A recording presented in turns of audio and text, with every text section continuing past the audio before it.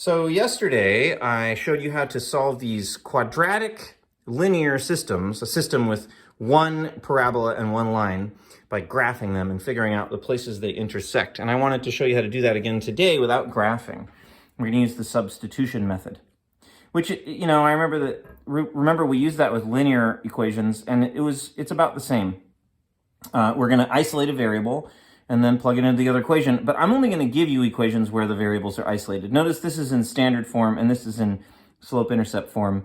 So if I want to find the place where both of these y's are equal to each other, I can start with the idea I'm just looking for y to equal y. Well, that means that I just need to figure out where does 2x minus 3, because that's one of the y's, equal x squared minus 8x plus 18. That's the other y.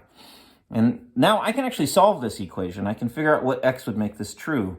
And hopefully you remember that if there is an x squared term, this is quadratic, the only method that I have to solve this now, if there's an x squared and a non-x squared with an x, I can't take the square root, so I'm going to have to find the zeros some other way. So I'm going to start by subtracting 2x and adding 3 to this side because I want to set it equal to 0. And then if I subtract 2x and add 3 to the other side, but to keep things balanced, I get a new quadratic equation. But the fact that it equals 0, negative 8 and negative 2 is negative 10, 18 and 3 is 21. The fact that it equals 0 means now I need to find the zeros. And we have a whole flow chart for finding zeros, right?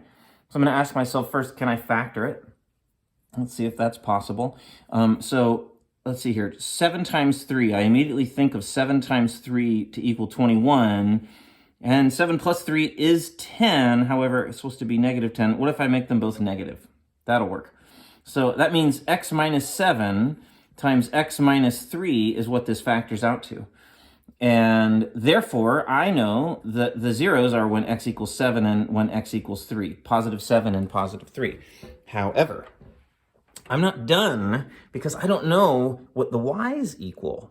When we're looking for a system, I need to find the x and the y together that make this true. So you could plug this into either one of the equations. You should get the same y, whether you use equation 1 or equation 2 with both with both x's. But in the interest of time, I'm just going to use the linear equation because it's a little bit simpler to chug through.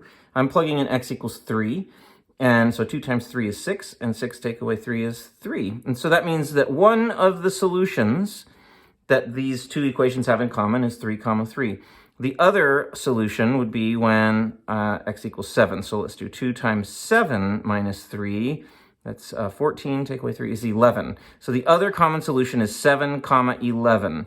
So now I've found my two solutions, both the x and the y, and that's what you need to do every time. Let's solve one more. Same thing, I'm going to start by setting these the two right-hand sides of the equations equal to each other. I need to find the place where 2x plus 13 equals negative x squared minus 10x minus 14. And now I'm going to zero out the left-hand side again. I'm going to subtract 2x and subtract 13, and I'll do the same over here. So I have a 0. That's great. Now I have a negative x squared, and then I have minus 12x, and then minus 27. And I can't do anything until I get rid of that negative 1 if I factor or complete the square. So I'm going to factor out the negative 1 by dividing everything by negative 1. And then I'm going to think to myself, well, can I factor this new expression? I think I can, because I'm thinking 3 times 9 is what I immediately think of with 27, and 3 plus 9 is 12. They're both positive. So x plus 3 times x plus 9, when I FOIL this out, this is what I would get. And then that negative symbol doesn't really matter here because the zeros are negative 3 and negative 9. But again, I need to figure out the y's for that as well. So now I know the x's, so let's go back and I'll use the linear equation again. So I'll do 2 times negative 3 plus 13.